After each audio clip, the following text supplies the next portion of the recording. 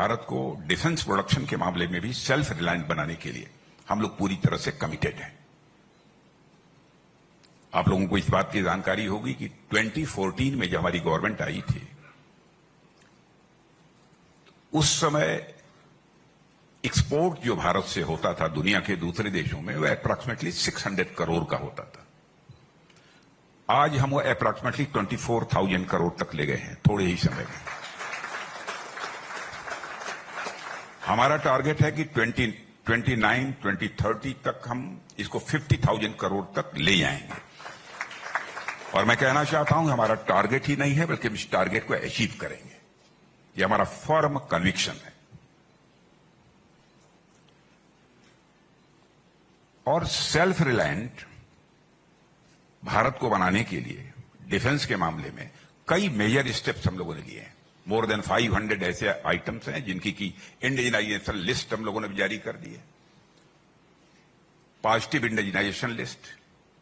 Positive indigenisation list का मतलब यह होता है कि चाहे जो कुछ भी हो, यह सब सारे आइटम्स भारत में ही बनेंगे, भारत की धरती पर बनेंगे, भारतवासियों के हाथों से बनेंगे। हम दुनिया किसी दूसरे देश से इसे इंपोर्ट नहीं करेंगे। और वैसे ही लगभग मोर देन 5,000 ऐसे आइटम्स हैं एलारूस, जिनके बारे में भी हम लोगों ने बिल्कुल संकल्प ले रखा है कि हम उसको भारत में ही बनाएंगे, भारतवासियों के हाथों से बनाएंगे। हम उसको किसी भी सूरत में इंपोर्ट नहीं करेंगे।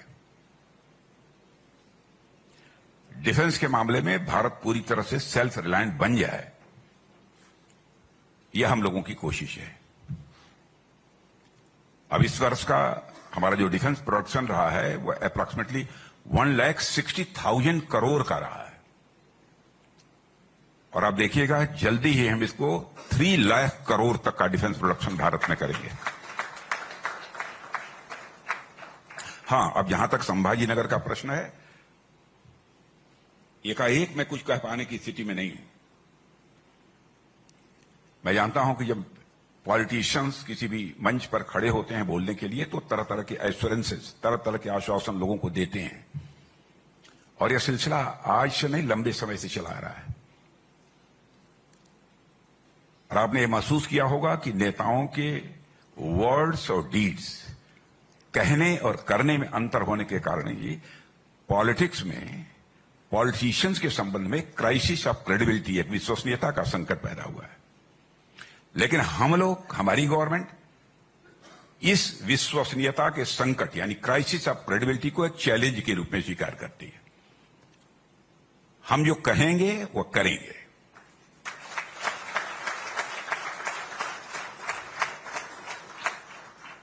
यहां पर हर प्रकार का पोटेंशियल हमको दिख रहा है, इसमें कहीं दो राय नहीं।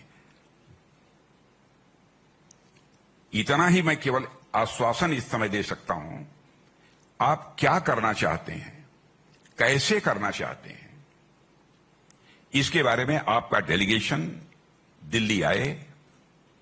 हम अपने जितने भी ऑफिशियल्स हैं उनको आपके साथ बैठाएंगे और आइए तो कुछ कॉन्क्रीट प्रपोजल लेकर आइए।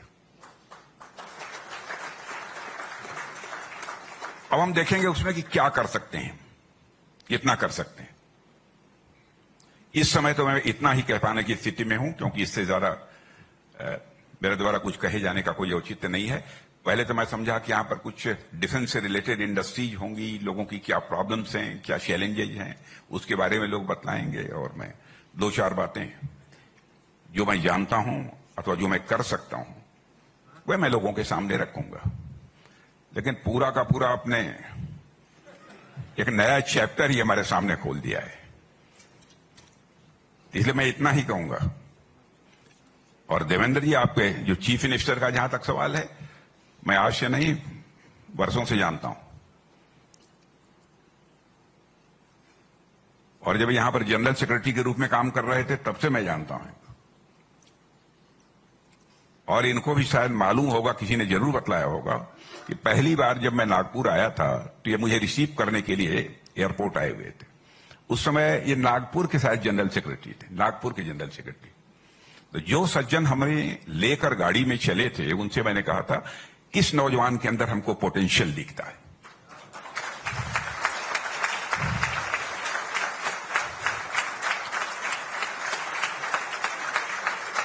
मैं